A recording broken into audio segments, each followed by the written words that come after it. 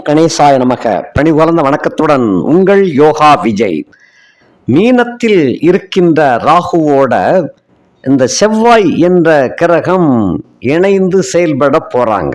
அது எப்போ அப்படின்னு சொன்னா 22/4/2024 பிற்பகல் 3:04 அளவில் பூரட்டாதி நட்சத்திரம் 4ஆம் பாதத்தில் செவ்வாய் பிரவேசிக்கிறார். அந்த சமயத்தில் ரேவதி 1 ராகு அங்கே குடிகொண்டு இருக்கிறார்.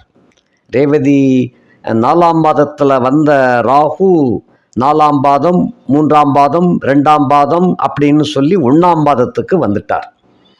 இப்போ இந்த செவ்வாய் பகவான் அந்த மீனத்தில் போய் இணைந்து கொள்கிறார் இந்த ராகுவோடு. அந்த சமயத்தில் அவர் இணைகின்ற காலகட்டத்தில் ஏற்கனவே புதனும் சுக்கிரனும் அங்கே ஏற்கனவே இருக்கிறாங்க. அப்படி இருக்கின்றவர்களோடு இந்த செவ்வாய் என்பவரும் சேர்ந்து கொள்கிறார். செவ்வாய்க்கு மட்டும் இந்த முக்கியத்துவம் கொடுக்குறோம் அப்படின்னு சொன்னால், செவ்வாயும் ஏற்கனவே முரட்டுத்தனமான கிரகம். சனியோடு கூடி இருந்த அந்த முரடர்கள், சனியும் செவ்வாயும் சேர்ந்து ஒரு 2 முரடர்கள் கும்பத்தில் இருந்தாங்கன்னு ஏற்கனவே வீடியோ போட்டேன். அதே போல் இப்போ அந்த சனியை விட்டு விலகி இந்த செவ்வாய் ராகு என்ற ஒரு பெரிய முரடரோடு அவர் சேர்றார். பெரும்பாலும் எத்தனை முரடர்கள் இருந்தாலும் எல்லாத்துக்கும் படைத்தளபதியாக தாங்கி வலிமை படையை நடத்தி செல்லக்கூடியவர் இந்த செவ்வாய் தான்.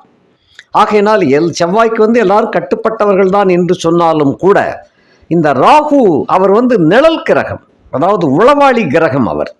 அவர் கூட இந்த வீரர் இணைகிறார். இப்படி இணைகின்ற காரணத்தினால ஒரு சில ராசிகளுக்கு நல்ல யோகத்தையும் ஒரு சில ராசிகளுக்கு சில சங்கடத்தையும் வழங்கிடுவாங்க.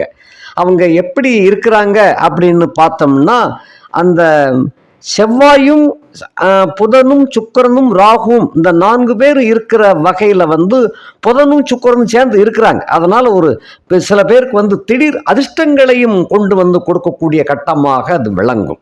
அதாவது புதன் என்பவன் வித்யாகாரகன், செவ்வாய் என்பவன் இளைய சகோதரக்காரகன் அண்டு படைத்தளபதி, சுக்கிரன் என்பவர் மந்திரி, அதாவது சுகத்துக்கு எல்லாம் நல்லா அனுபவிக்கக்கூடிய வகையை கொடுக்கக்கூடிய சுக்கிரன். அவர் மந்திரி பதவி வகிக்கக்கூடியவர்.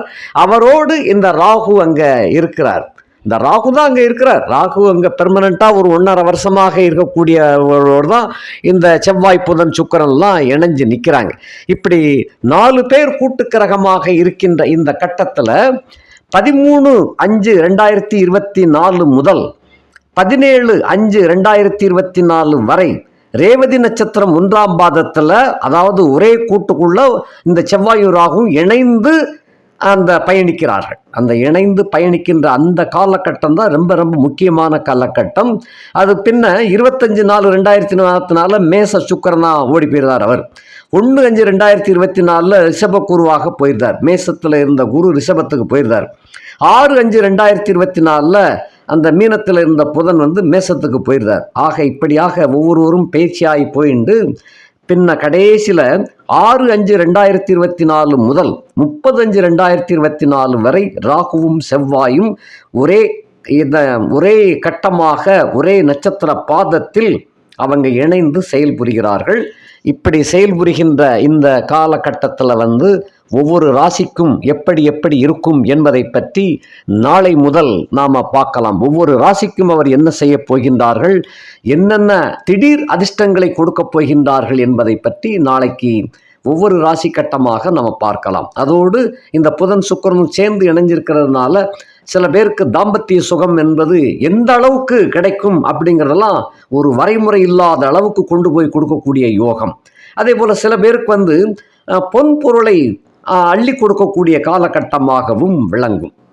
சில பேருக்கு நிலபுலன்களை நிறையா சேர்த்து கொடுக்கக்கூடிய கட்டமாக விளங்குவார்கள். ஆக இந்த சின்ன சின்ன கிரகம் நினைக்கிறோம், சின்ன சின்ன கிரகத்தில் இருந்தாலும் கூட கடுகு சிரித்தாலும் காரம் போகாதுங்கிறது போல சிறிய கிரகங்கள் வாழ்க்கையில் பெரிய மாற்றங்களை கொண்டு சேர்த்துருவாங்க.